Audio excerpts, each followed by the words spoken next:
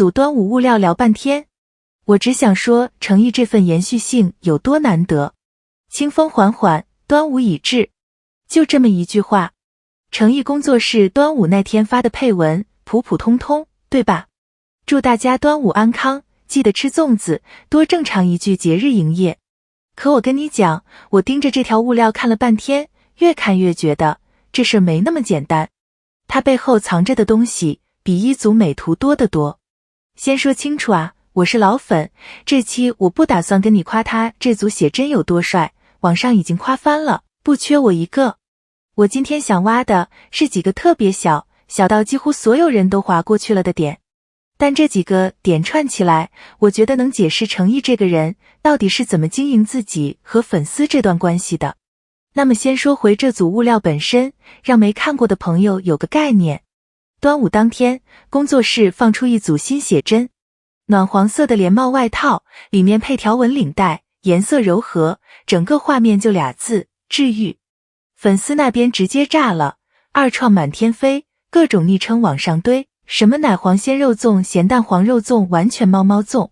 说到这些昵称，我得先插一句，这其实是个特别有意思的文化现象。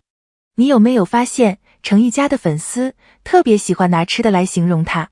这次是粽子，往前数，好像还有别的吃食类的外号，具体哪些我得查一下。凭印象说，怕说错，反正不止一两个。这种把偶像食物化的玩法，在咱们这边的饭圈其实挺普遍的。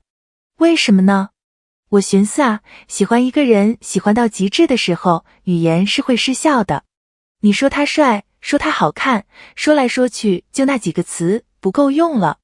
可是吃的不一样，吃的自带一种亲昵感、占有感，还有一种舍不得但又想拥有的矛盾感。把偶像比成一口甜的、软的、暖的东西，本质上是在说，我太喜欢你了，喜欢到想把你捧在手心里，说白了，这是宠溺，是一种没词了之后的最高表达。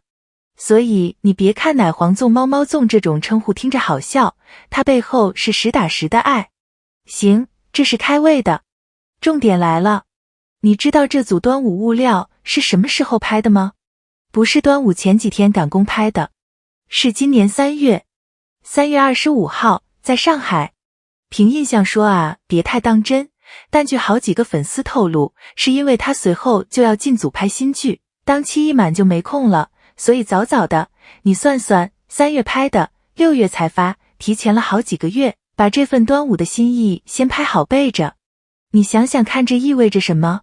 一个艺人在他即将进组最忙的那个节点，脑子里居然还装着我得给粉丝准备端午物料这件事。这不是工作室随手安排的 KPI， 这是真的把这件事放在心上了。这里我想展开聊聊，因为这其实是个挺专业的营业策略问题。在这个行业里，营业大概分2种，一种是即兴营业，有空了，有热度了，临时起意拍点东西发一发。这种当然也好，有总比没有强。但它有个问题，不稳定。艺人一忙，一进组，一沉下去，营业就断了。粉丝那边就开始饿，这是真饿，圈里管这叫没饭吃。诚意这次走的是另一种，叫前置规划。他明知道自己接下来要进组，要消失一段时间，所以提前把节点上的物料全部备齐。端午这一波就是典型。你品，这是一种什么思路？这是把粉丝的情绪节奏也算进自己的工作规划里了。我做这行啊不，我看这行看了这么多年，我跟你讲，能做到这一步的不多。好东西都是这么来的，提前备料，慢慢炖，火候到了，味道自然就出来了。临时赶出来的物料和提前好几个月用心备的，那个质感是骗不了人的。而且你换个角度想，这事还挺戳人的。3月份拍的时候，他就知道这组照片要等到6月端午那天才会出现在粉丝面前。这中间隔着他进组、封闭、不见人的好几个月。换句话说，这组物料其实有点像一封定时信，他提前写好，设定好日期，等自己不在的时候，准时送到粉丝手上。我虽然要忙去了，但节日那天我还是会在。我读到这个细节的时候，说实话愣了几秒。这种提前替你想到的心意，比任何一句口头的想念粉丝都重。顺着这个思路，我就想到另一件事了。老粉应该记得，诚意的这种节日不缺席，根本不是今年才有的，这是有传统的。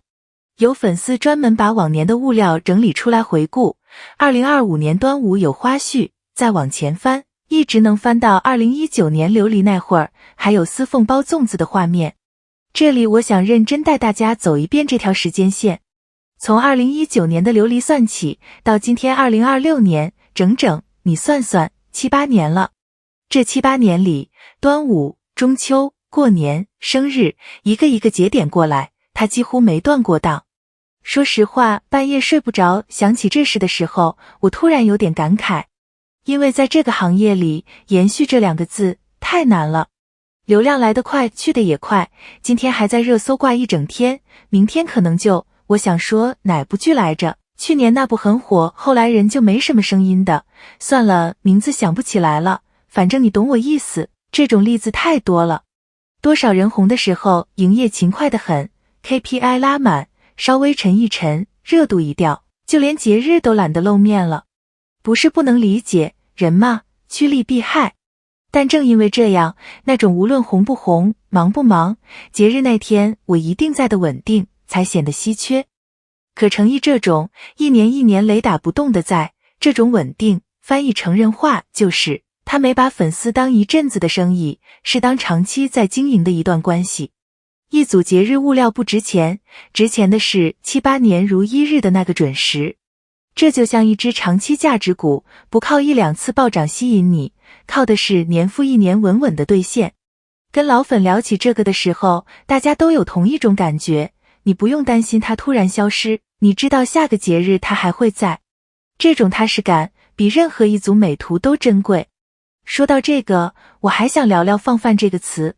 不知道你们注意到没有，这次物料一出，粉丝清一色在刷放饭了，时隔1个月放饭，我猛猛吃，满血复活。这个放饭特别可爱，他把工作室发物料这件事比喻成喂饭，粉丝是嗷嗷待哺的，物料就是粮食，没物料的日子叫没饭吃，饿着。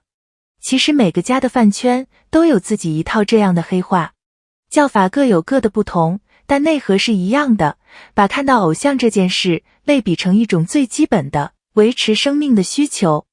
这种语言特别动人，因为他说的其实是，你对我来说不是锦上添花，是我日常情绪的刚需。所以你看，放饭这俩字听着像玩笑，背后是把一个人放进了自己生活节律里的那种依赖。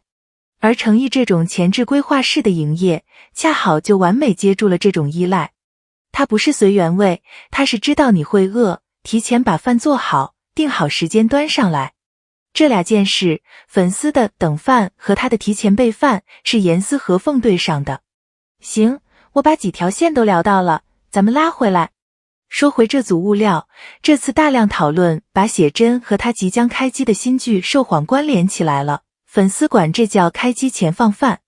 据网络讨论，《受谎》预计6月23号开机，这个时间我得保留意见啊，信源不够硬，以官方为准。但抛开具体日期不说，我的判断是这样的，你看他这个节奏，进组前先把节日心意安排妥当，把饭备足，然后干干净净进组开工。这种规划感，这种从容，其实是一个走到成熟期的艺人才有的状态。不慌不赶，该营业营业，该拍戏拍戏，还顺手把粉丝接下来几个月的情绪都安顿好了。作为粉丝，我当然有偏爱，但客观来说，这种稳健的工作节奏放在整个行业里看，真的不多见。懂行的都知道，能把长线和短线，把作品和粉丝运营都安排明白，本身就是一种能力，是一种很高 level 的职业素养。所以回到我开头那句话，清风缓缓，端午已至。我现在在读这句，品出来的东西完全不一样了。清风缓缓，是因为人家好几个月前就把料备好了，才有这份从从容容。这哪是一句随手的节日祝福，这是一个早就替你把日子安排好了的人，轻描淡写说出来的一句我在。一组写真会过期，热搜会下来，二创总有刷完的一天，各种好玩的外号，放饭的狂欢也都是一阵一阵的。但那种年年端午他都在他走之前一定会替你留好的踏实感，不会过期，这才是粉丝这么多年真正在等的东西。行，今天这期就到这儿。我挺好奇一件事，如果你也是从琉璃一路看过来的老粉，评论区告诉我，你最早是哪一个节日，哪一组物料开始等他的？我想看看咱们这儿到底藏着多少个从司凤那年就没走的人。咱们评论区见。